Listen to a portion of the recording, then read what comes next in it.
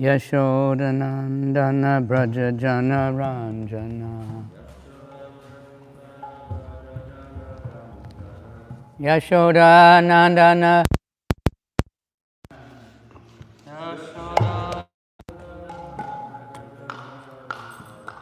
Yamunatira Vanachari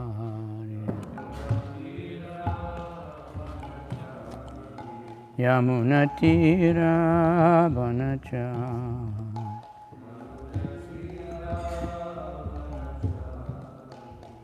Jaya Radha Madhava Kunja Bihari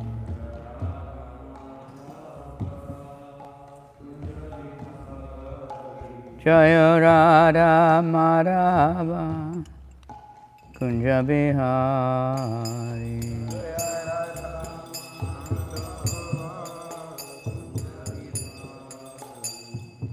Gopi Jana Balava Girivaradhari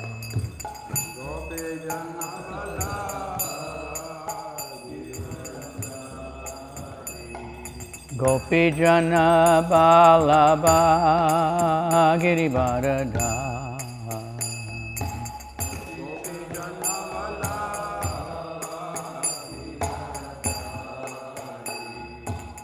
Yashodanandana Braja Jana Ranjana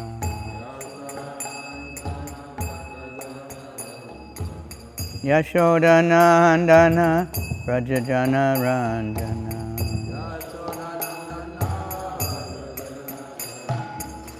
Yamunatira Vanachari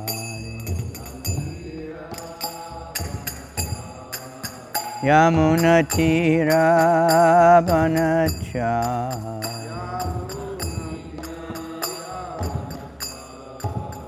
Jaya Radha Madhava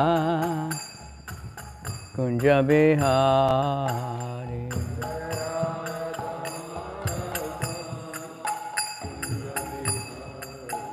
Jaya Radha Madhava Kunja Bihari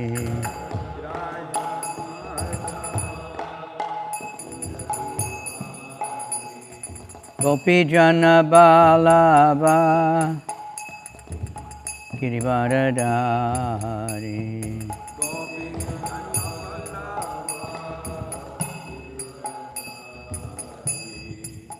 Gopi Jana Balava Girivaradhari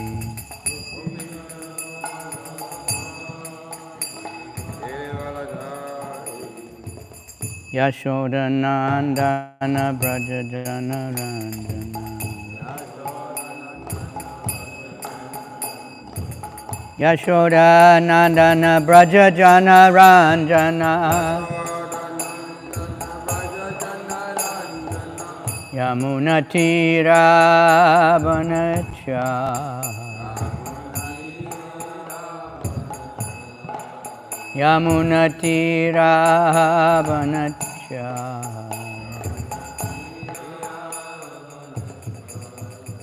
Jaya Radha Madhava Kunja Bihari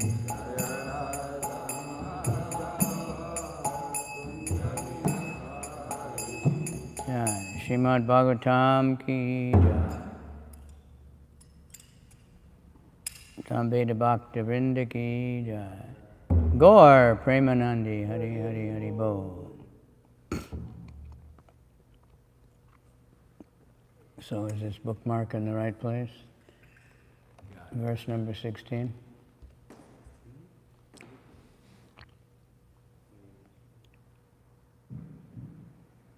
Om Namo Bhagavate Vasudevaya. Om Namo Bhagavate Vasudevaya. Om Namo Bhagavate Vasudevaya. Om Namo Bhagavate Vasudevaya. Om Namo Bhagavate Vasudevaya. Om Namo Bhagavate Mam Mam Kedayati Vedayati Etad Etad Ajasya Jasya Janma Janma Vidambanam Dambanam Yad Yad Vasudeva Gehe Vasudeva Gehe Raje Raje Chavaso Savaso Adibayad Iva Swayam Purad Vaivatsit Yad Ananta Virya Yadanant Virya Mam Kedayat Yetadajasya Janma Mam Kedayanti Vidambanam Yad Vasudeva Gehe Dambana Yad Vasudeva Gehe Rajachavaso Trit Bayat Eva Swayam Raje Chavasori Maya Iva Swayam Purad Vivassit Yadananta Virya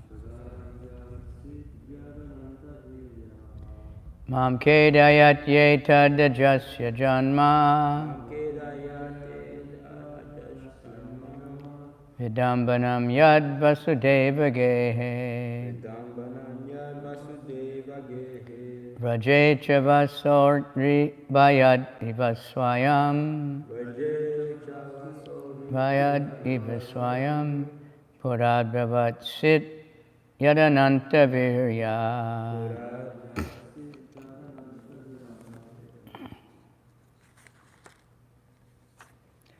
All right, go for it. Mam Kedayat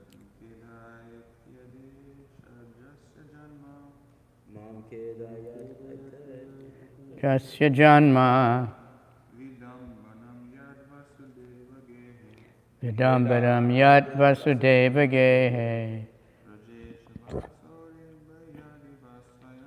Raje Chavasori Bayadi Raje Chavaso Vasayam Tribayad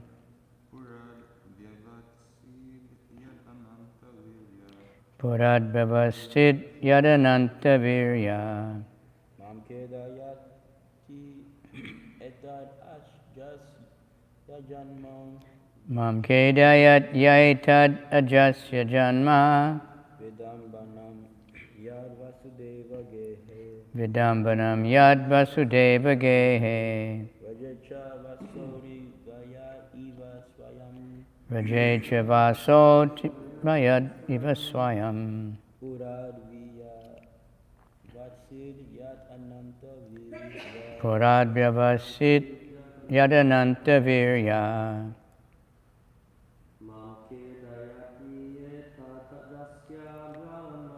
Mam Kedayat Yetadajasya Janma Vidambanam Yad Vasudeva Gehe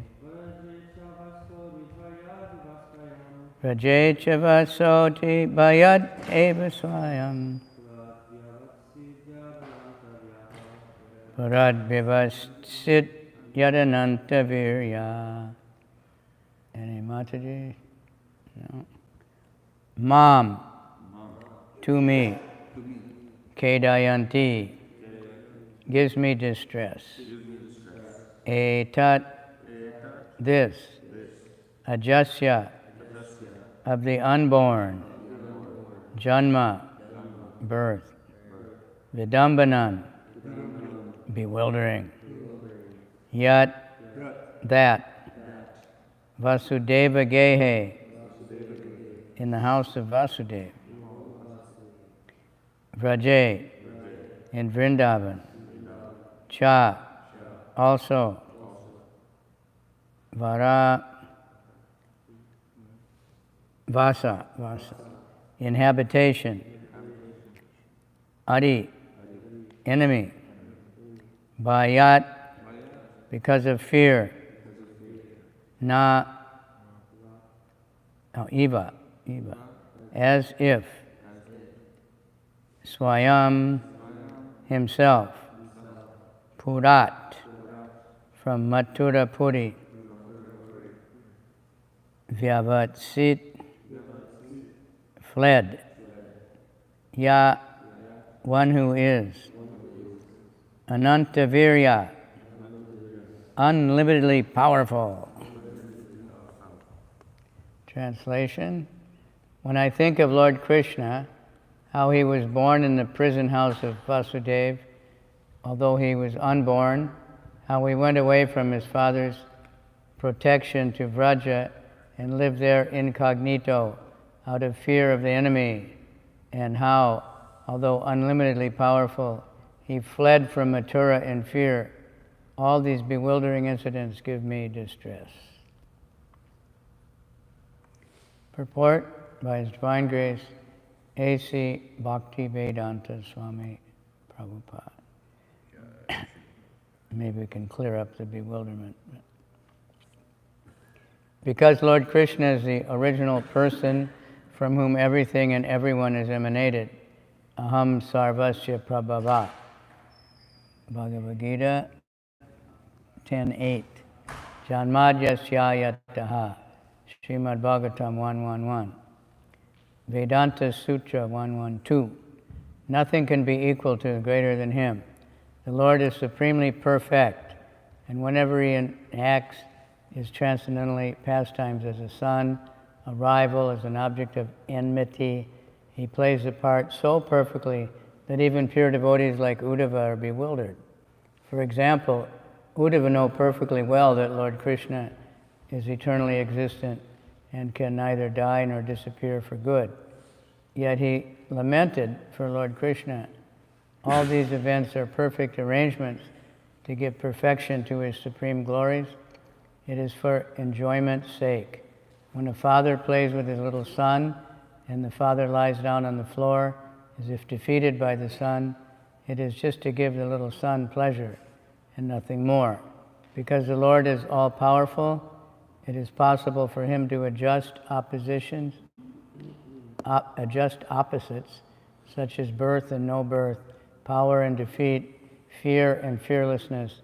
A pure devotee knows very well how it is possible for the Lord to adjust opposite things, but he laments for the non-devotees who, not knowing the supreme glories of the Lord, think of him as imaginary simply because there are so many apparently contradictory statements. Apparently contradictory, that's very important. Prabhupada uses that quite often. Apparent contradictions, which we can very expertly find. Everything is possible when we understand the Lord as the Lord of, and not as one of us, with all our imperfections. Like the deprogrammers, they used to study Srimad Bhagavatam looking for contradictions. And then they tell everybody, look at this, it says over here, but then your guru says this, and this, and this, and how can you believe this? And so they studied, I don't know what the result was. Eventually it has a purifying effect. They studied scrutinizingly. Om Ajnana Timirandasya Gananjana Shalakaya Chaksuramilitan Yena Tasmai Shri Gurave Namaha Shri Chaitanya Manobhistam Stapitam Yena Bhutale Swayam Rupa Kadamayam Dadati Swapadantikam Vandeham Shri Guru Shri Yuta Padakamalam Shri Gurun Vaishnavamscha Shri Rupam Sajajatam Sahagana Ragana Tanvitam Tam Sajivam Sadvaitam Sabhadutam Parijana Sahita Krishna Chaitanya Devam Shri Shri Radha Krishna Padan Sahagana Lalita Shri Vishakhan Vitamscha Nama Om Vishnupadaya Krishna Pristaya Bhutale Shrimati Bhakti Vedanta Swamin Iti Namane Namaste Saraswati Deve Gaur Avani Pracharane Nirvisesha Sunyavadi Paschacha Desatarane Nama Om Vishnupadaya Krishna Pristaya Bhutale Shrimati Bhakti Siddhanta Saraswati Iti Namane Madhu Jojala Premaja Shri Rupa Nuga Bhaktida Shri Gora Karuna Shakti Vigrahaya Namostate Namo Varshabhanavi Devi Dayitaye Kripabdaye Krishna Sambandha Vigyana Dayane Prabhave Namaha. Namaste Gauravane Murtaye Rupanuga Viruda Apasiddhanta Dvanta Harane. Namo Gorkishoraya Satchit Vairagya Murtaye Vipralamba Rasambode Padambu Jayate Namaha. Namo Bhakti Vinodaya Satchit Ananda Namane Shri Gora Karuna Shakti Rupa Nuga Varayate Gora Virbhave Bhume Stvam Nirdesta Sajjana Priya Vaishnava Sarvabhoma Jagannathaya Te Namaha. Namo Mahabharanaya Krishna Prema Pradayate Krishnaya Krishna Chaitanya Namani Gora Tuishe Namaha. Hey Krishna Karuna Sindhu Dinabandhu Jagatpate Gopesha Gopika Kanta Radha Kanta Namostate Tapta Kanchana Gaurange Radhe Vrindavaneshwari Vishabhanu Sute Devi Pranamami Hari Priye.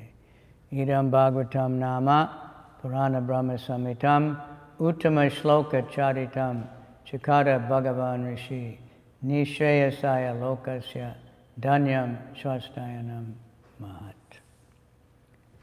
Okay. So Vidambanan, bewildering it. Queen Kunti used the same words. It is bewildering that you're afraid of your mother's stick, even though your fear personified is afraid of Krishna. So here a few things are mentioned. What are some of the other opposites that Krishna has? No problem, right?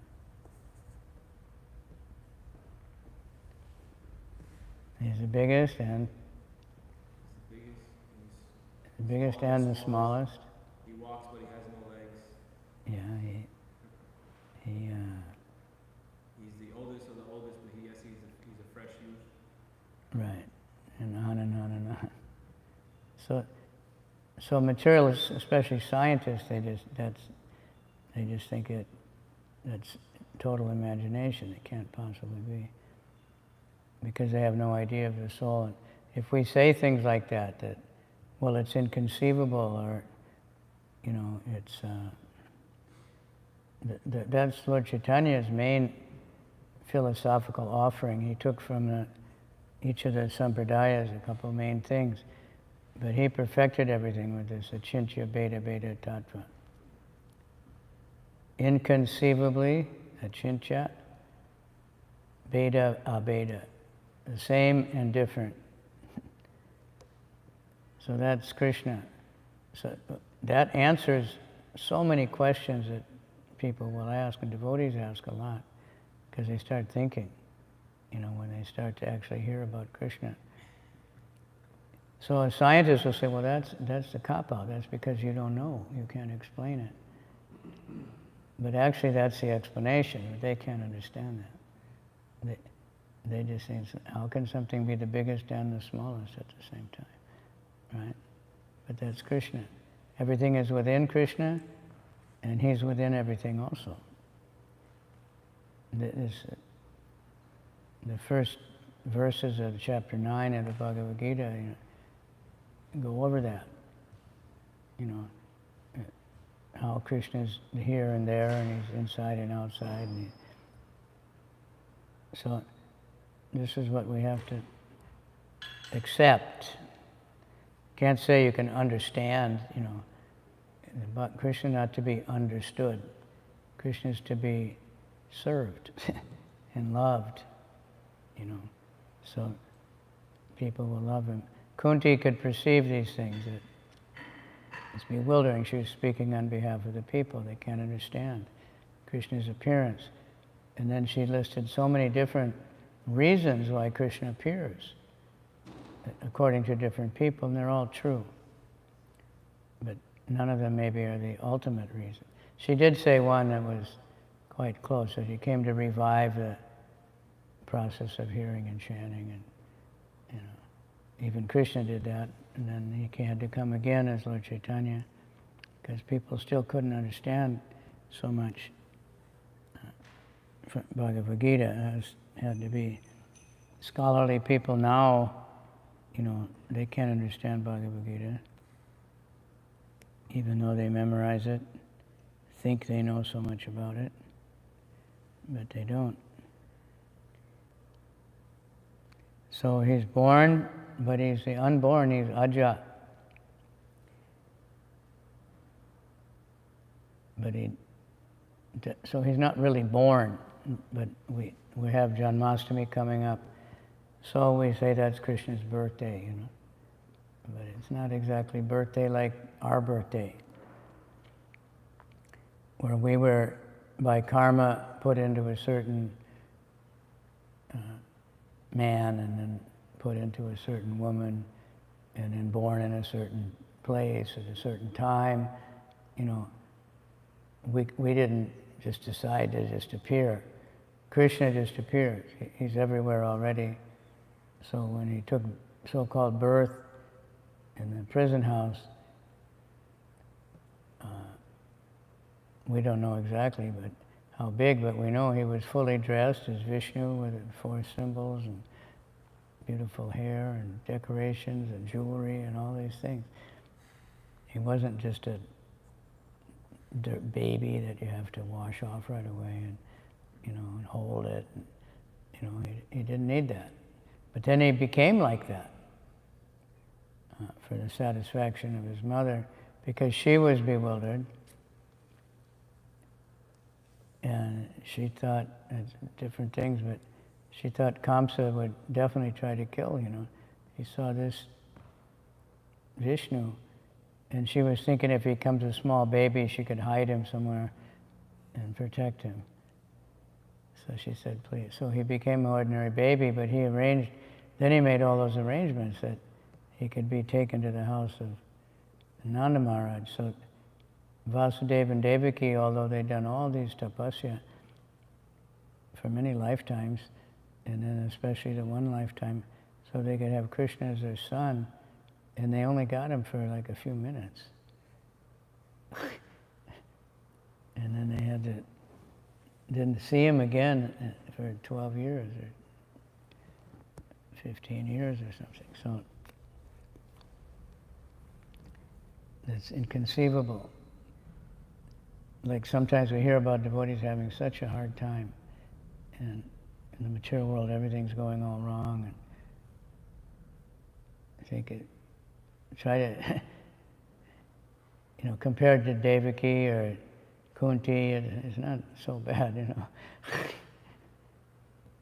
Yasoda had Krishna all the time, but always in anxiety, because she couldn't understand.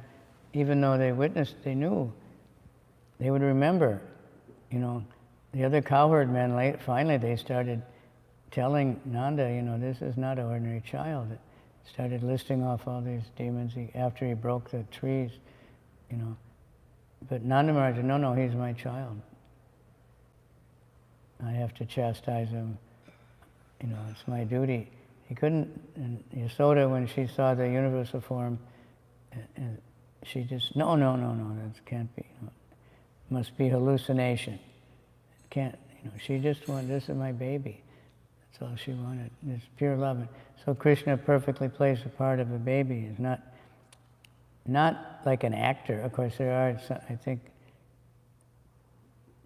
maybe it was Amsa talking the other day about the school of acting. I don't know, I heard so many classes online also, but where you try to really become the character that you're playing. And sometimes actors get stuck.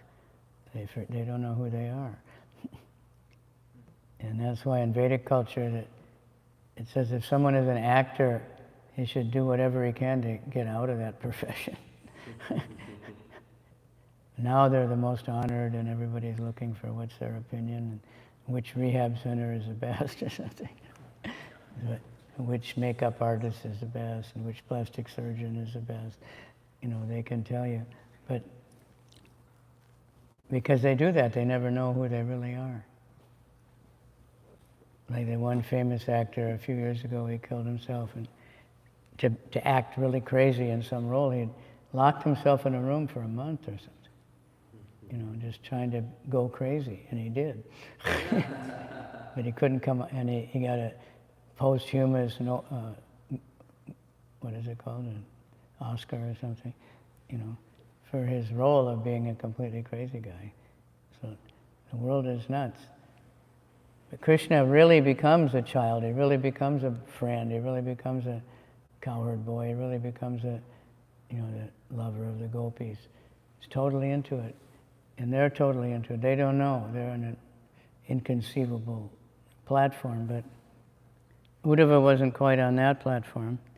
Uddhava is very intimate, but not quite like that. But amongst all the yadus and everything, Uddhava is the most advanced and the most pure in love for Krishna. And at the time of Krishna's departure, he heard all those last instructions, and he was desperately wanted to go with Krishna back to the spiritual world, but Krishna wouldn't let him. So he got special mercy also.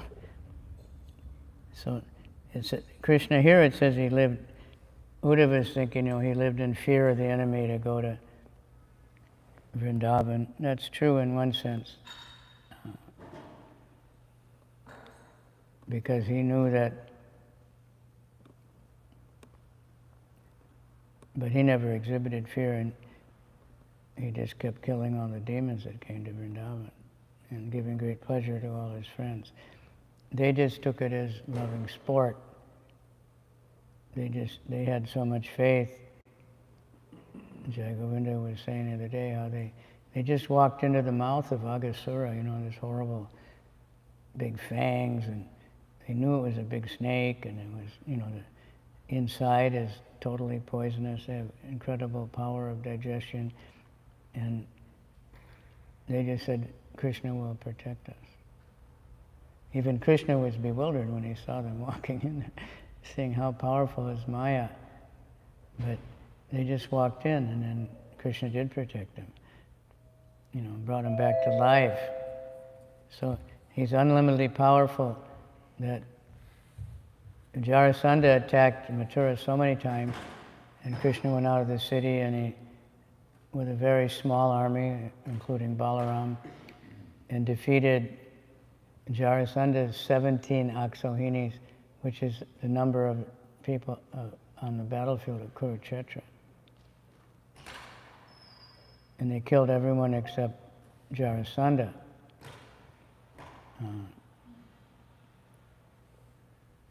And they let him go.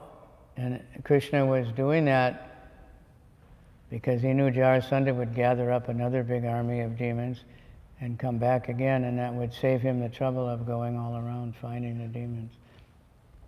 But then the last time, this other Mlecha, what was his name? Very powerful Mlecha demon, and he attacked with a huge army at the same time. So Krishna thought that would be dangerous for Mathura. So he left the battlefield and walked away, like he's afraid.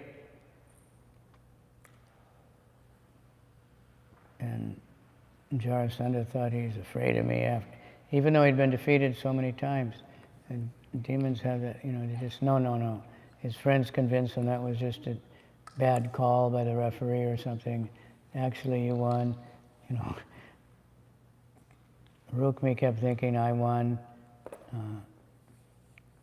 but he couldn't accept defeat. So he's saying this gives him distress. But Uddhava's distress is mainly that he's feeling so much separation from Krishna. And when he starts remembering him, it's a combination of distress and ecstasy because Krishna is no longer there. He doesn't have his association. So aham sarvasya prabhavo mata sarvam pravartate iti matva bhajanti mam buddha bhava samanvita. This is the first of the four seed verses of Bhagavad Gita, and Prabhupada's mentioning here. I am the source of everything, and everything comes from me. He's saying it twice. So one who knows this is wise. And Janmadyasyataha, that's the first part of the first verse of the Bhagavatam. It's also the second sutra of the Vedanta Sutra, just Janmadyasyataha. The Vedanta Sutra is codes, so it's not for everybody. That's why we have Srimad Bhagavatam. But actually, in the ancient history, Srimad Bhagavatam is first. But in our recent history, the Vedanta Sutra is first. But can only be understood by very highly educated, clear-headed brahmanas, because it's codes, very short, few words. You know what codes are, right?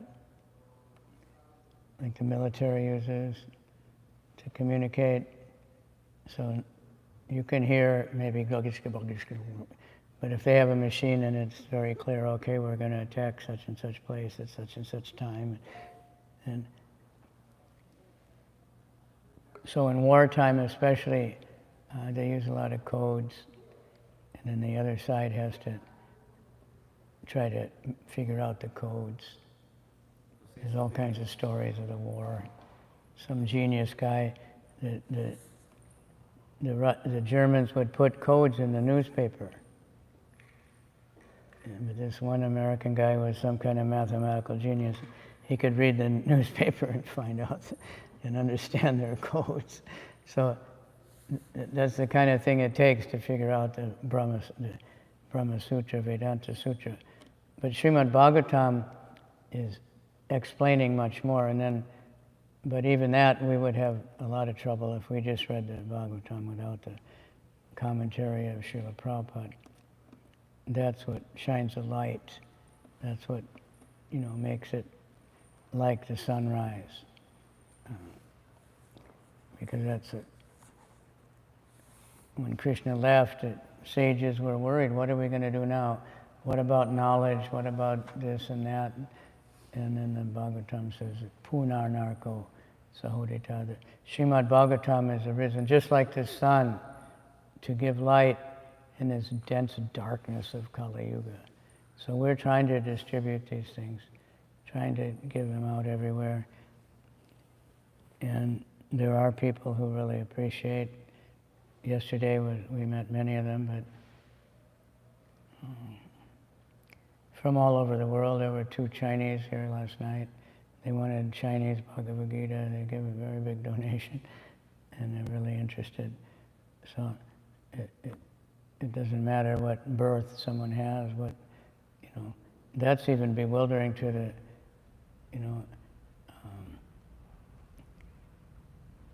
to the so-called caste Brahmins and everything. But Prabhupada said they don't know that if someone is chanting their 16 rounds, following the regular principles, they've arisen higher than a Brahmana, by birth Brahmana. So that's why he could give the sacred thread and he could introduce deity worship and everything. They don't accept that. You have to be born. But many people are born in a Brahmin family now, and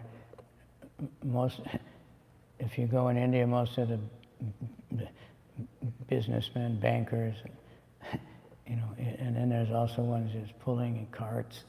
They have their thread,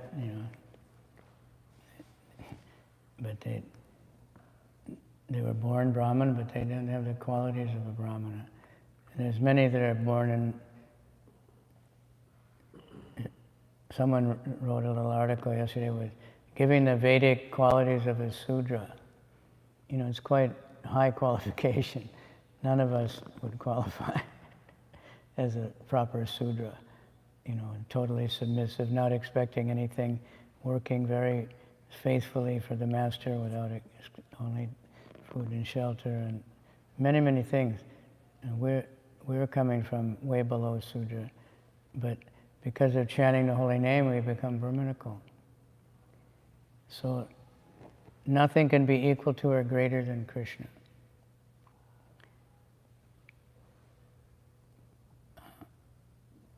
He's the source of everything. Before there was anything else, when there was no Brahma, no Shiva, or nothing, there was Krishna.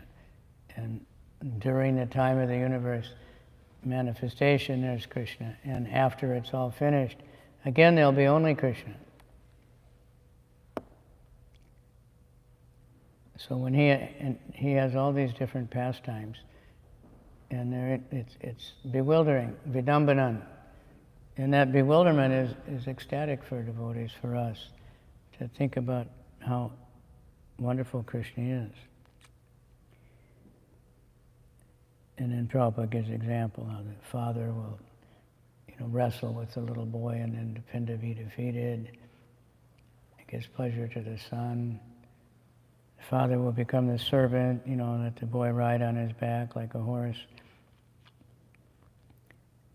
and go whichever way the child tells him. So opposite, he's born, but he's not born. Aja. In Bali, there's a cigarette named Aja. And they have big billboards, enjoy Aja. Enjoy Krishna. They don't know that it's the name of Krishna. And some Bengalis, Ajo Nityam Shasvatoyam Puranam, he's not born when the body is born, he's not. The goat, the word for goat is also Aja. So they say the goat's not killed when you kill him. That's all right. This is how things get twisted around. So people, when they hear about these things of Krishna, really there's nothing contradictory because he's the unlimited source of everything. Even Mother Yasoda would get totally bewildered by Krishna, but then she would think about him and then it would become clear. But so we're just trying to, by the holy name, and when we read about the ecstasies of the pure devotees and in nectar devotion, it's very contradictory. They're experiencing all these different emotions all at once, fear and ecstasy and happiness and anxiety, all these things all at once, all the kinds of opposite emotions all at once. Because of thinking about Krishna, it just brings out everything. And so it's the highest form of ecstasy, which we can't imitate, but by chanting the holy name we can get purified. And by giving the holy name even more, people say, they want to control their mind. The best way to control the mind, according to Prabhupada, is what? Chanting Hare Krishna. Huh?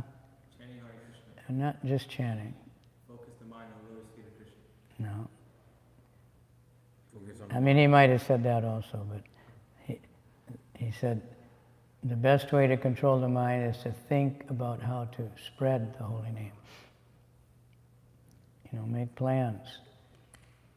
The books are the holy name. Prabhupada said, Bhaktisiddhanta, somebody would write something and he would just count how many times it had Krishna's name and say, okay. And the disciples would think he doesn't read it, he just, but if it didn't have Krishna's name, he'd say it's no good. So Prabhupada said, at least if my books, I've put Krishna's name a lot, so they have some value, at least they have that much. So if people just read the book, they're going to read Krishna's name a lot, they're going to be chanting. The reading the book is also kirtan. If people join the kirtan, that's why we go out, make it public. That's why we're trying to give everybody the mantras. I always tell devotees we should have a calling card with the mantra because people keep those. If you get a piece of paper, they don't keep that. I met a guy on an airplane on the way to Africa. Usually when I take that flight, nobody pays any attention to me. They're all just buying stuff from the duty free and everything. And one guy was super friendly, like right from the start. He put my bag up on the shelf, and he was. So I asked him. He said, like 17 years before, he met somebody that gave him the mantra card, and told him how to chant. He said, I still have that. And whenever I feel in trouble, I chant. So I told him, you can chant anyway, you don't have to wait, because you're always in trouble. It's not like we're always in trouble living. It's always, in the mature world is always trouble. Our Peter Burwash once, he was, he's a tennis coach, right? Before he was trying to play on the tour, he was not that great, and he was giving a lesson, and he was saying he played against Arthur Ashe one time. Arthur Ashe was a Wimbledon, super champion at that time. He said it was a constant emergency. No matter what he did, the guy puts the ball like as far away as possible, And so that's the way life is in the mature world. It's a constant emergency. There's no safety, there's no peace. We think, oh, now everything's all right, but we don't know what's coming around the corner, So we just have to remember Krishna. Whatever we hear about, we're going to remember. So if we hear the chanting for many hours every day, and Prabhupada said the book distribution, that's to remember Krishna. It's Krishna book, showing people Krishna. So it's to help us to remember. Anything we do, it's just meant to help us remember Krishna and to give other people a chance. So I hope we're not too bewildered today, but life goes on. It's supposed to rain this afternoon, starting at 3 o'clock. Let's see what happens. Might have to go underground, right? So any comment or question? Got something? Yeah. Jai Govinda Prabhu revealed to me the name of he revealed the name of the other enemy. Krishna was Kalayavana. Kalayavana, yeah. And then I had a question, Maharaj, in regards to apparent contradictions. There's one a lot of times I get from, especially it happens with Indians more than anyone else, or some people who know some of the passings of Krishna. They say that Krishna is immoral because he had so many girlfriends. What do you say? What can we say to people when they give us that objection? They say also he killed his uncle, that's sinful. He was a thief. Usually that's the Christians, Indian Christians, that they actually preach like that. How can you worship a God like that? So many wives, and he's a thief, and he killed his uncle, that's sinful. So, well, it depends on how, fanatic they are about it. Might not want to say anything. But we know, and Krishna can't be immoral because he's the source of everything. He's actually the husband of everyone in the real sense, because everything emanates from him and every living entity. So the real relationship is, and he's the supreme proprietor. Everything is his properties. He can't steal anything,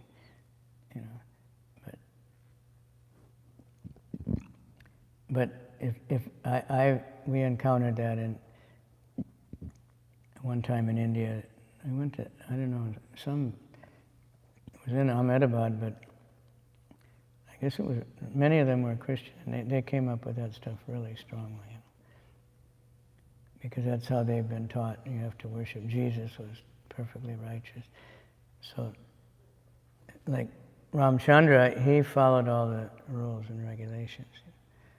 Somebody asked the other day, that not here on another class, but like Ramchandra, because Sita was being criticized and for having been in the home of another man, and he was not immoral or whatever, for keeping her and not throwing her out. And he did send her away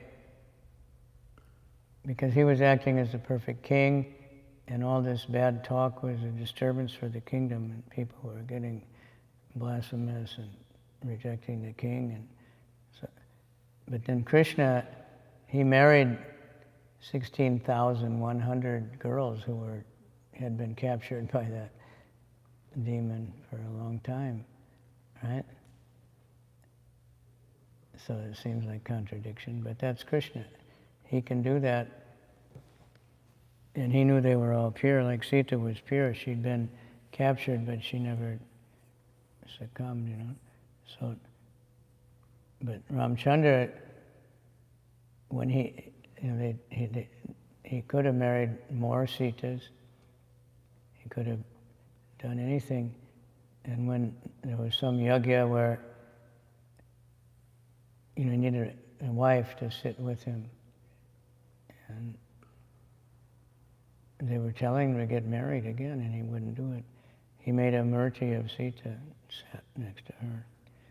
So he was showing a perfect king. Krishna he's showing his completely transcendental position. That he can't be touched by anything. So the devotees, they love that, and they love to hear about that, and the rascals that want to reject Krishna. Someone was asking me the other day, he died. He heard that story, how he got shot in the foot or something and died. But that's a leela. He apparently did, and he apparently left some sort of body behind and everything, for the atheist, probably, to satisfy the atheist. So they can be convinced that he's an ordinary person. If someone's just curious and they're not like fixed up in it, then we can explain. And if they're really fanatic, we just have to say, okay, thank you very much. All right? And Kalayavana, Krishna didn't want to fight him because he was a mlecha, didn't want to touch him. So he led him to Muchikunda's cave and got him cooked.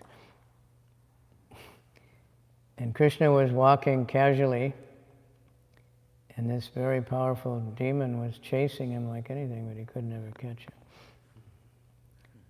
But Mother Yasoda could catch Krishna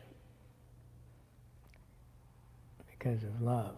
Krishna was outrunning her, but when he saw her loving effort, then he allowed himself to be captured and tied up and everything. So there's different exchanges. And Bhishma said to Krishna, Bhishma said, I'm known as the brahmachari, but Krishna is a much better brahmachari. He was with these unlimited numbers of gopis, and there was never any illicit things. All right? Any other question? Comment? Welcome.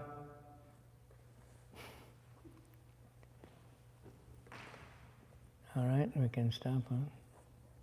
A little early. Srimad Bhagavatam ki jai. Uddhava ki jai.